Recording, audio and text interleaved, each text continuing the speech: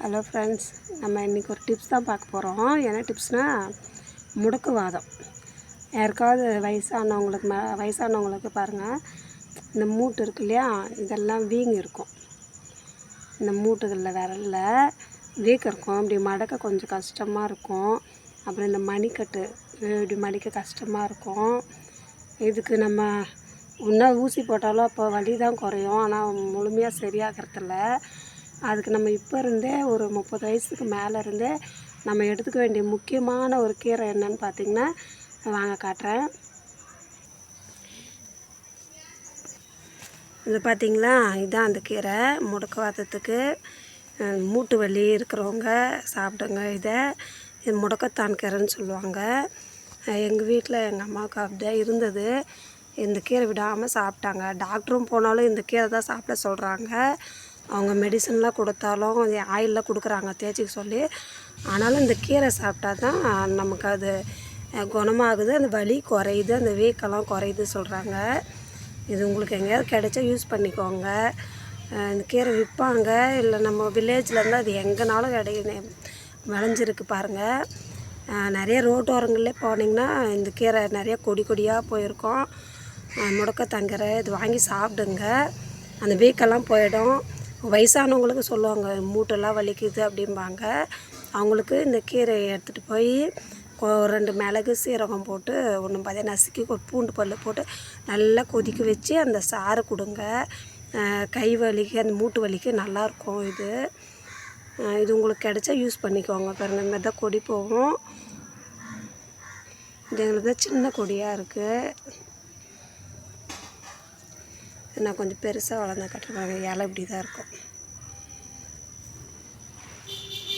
முடக்கத்தான் இதில் தோசையில் கூட இதை எடுத்துகிட்டு போய் ஒரு மிளகு கொஞ்சோண்டு சீரகம் போட்டு பச்சை மிளகா எண்ணெய் போட்டு அரைச்சிக்கோங்க.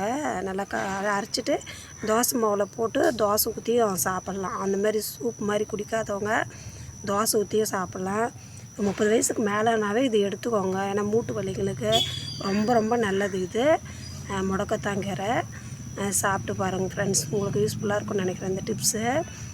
அப்படியே வாங்க, நான் ஒரு செடி ஒன்று மரம் ஒன்று நட்டுறேன் இல்லையா, முருங்கை மரம். அதை எப்படி துளிர் வந்திருக்குன்னு பார்க்கலாம் வாங்க. பாருங்கள் ஃப்ரெண்ட்ஸ், முருங்கைக்கட்டை நட்டுறேன் இல்லையா, அதில் சாணி வச்சுருந்தேன். நான் இது பார்த்தது என்ன நினச்சிட்டேன், ஏதோ 5 தலை நாகம் போல் நினச்சிட்டேன். பார்த்தா இது சாணி காலம் போல். அப்புறம் கிட்ட போய் இதை பார்த்தேன். இது பாருங்கள், அங்கேருந்து பார்த்தா பாம்பு தலை மாதிரியே இருக்குது. அப்புறம் கிட்ட வந்து அதில் சாணி காலம் அப்படின்னு சொல்லி இது இந்த முருங்கை கட்டை வச்சு இல்லையா, பிறகு நல்லா துளிர் வந்திருக்கு. தெரியுதுங்களா, சைடில் துளிர் வந்திருக்கு. பாருங்க, இந்த சைட்லேயும் ஒரு துளிர் வந்திருக்கு. இன்னும் கொஞ்சம் பெருசானதும் காட்டுறேன். நான் வச்ச செடியிலேயே கத்திரிக்காய்க்கு அடுத்து தான் எனக்கு ரொம்ப பிடிச்சது பார்த்திங்கன்னா இந்த கருவேப்பிலை செடி தான். பாருங்கள், நல்லா துளுர் தேவலாயிட்டு வந்துருக்கு.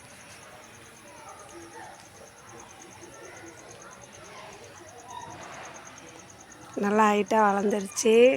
பாருங்கள், கருவேப்பிலை நல்லா தலைன்னு. இப்போ மழை சீசன் இல்லையா, நல்லா துளிர் வந்திருக்கு. எவ்வளோ ஹைட்டு வந்திருக்கு பாருங்கள்.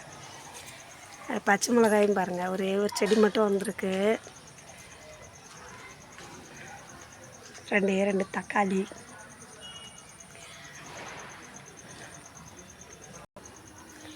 கத்திரிக்காய் பாருங்கள். நேற்று அறுத்தோம் ஒரு 1/2 கிலோ கத்திரிக்காய். மறுபடியும் வந்துகிட்டே தான் இருக்கும்.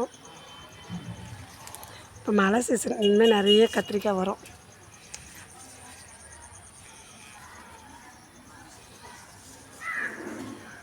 அவ்வளோதான் ஃப்ரெண்ட்ஸ். இந்த வீடியோ உங்களுக்கு யூஸ்ஃபுல்லாக இருந்தால் லைக் பண்ணுங்கள் ஃப்ரெண்ட்ஸ். பார்த்தீங்களா, புதுசாக மாங்காய் முளைச்சிருக்கு. என்ன மாங்கானே தெரில. குச்சி செடி பார்க்க க்ளீன் பண்ணிகிட்டு இருந்தோம் செடிங்களாம். பார்த்தா எதுவும் முளைச்சிருக்கு. சரி விட்டுட்டோம் வரட்டுன்னு. ஏன்னா இன்னும் 1 மாதத்தில் இந்த குச்சி கிழங்கெல்லாம் அறுவடை பண்ணிவிடுவோம். 2 செடி தான் இருக்குது. அதை எடுத்துகிட்டா இது மாங்காய் மரம் நல்லா ஃப்ரீயாக வளரும். என்ன மாங்கான்னு வளர்ந்ததுக்கப்புறம் பார்த்துக்கலாம்.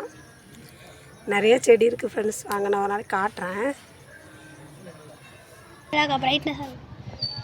பாருங்க கொய்யாக்காய் இதுவும் அதே தான், அதுவாக வந்தது தான். நிறைய சாப்பிட்டு போடுற விதையில வந்திருக்கும் போல். நல்ல துளிர் வருது.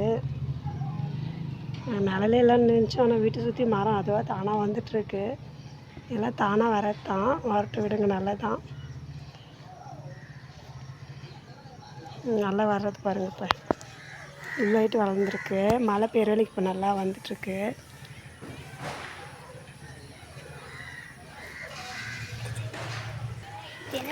இதுவும் பாருங்கள், இதுவும் அதுவாக வந்தது தான். இந்த கசகசா மரம் சொல்லுவாங்க, ஆனால் அதோட பேர் தெரியாது. நிழலுக்காக நிறைய வச்சுருக்காங்க ரோடோரெலாம். இது பாருங்கள், நல்லா ஆகிட்டு வந்துருச்சு. சித்திரை மாதத்தில் வெயில் ஓவராக இருக்கு இல்லையா, அதுக்காக தான் எந்த மரம் வந்தாலும் அப்படியே விட்டுட்டோம் வெட்டாமல். வெயில் காலத்தில் நமக்கு நிழலுக்கு இதுதான் உதவும், அதனால் அப்படியே விட்டுட்டோம் ஃப்ரெண்ட்ஸ். அவ்வளோதான் ஃப்ரெண்ட்ஸ்.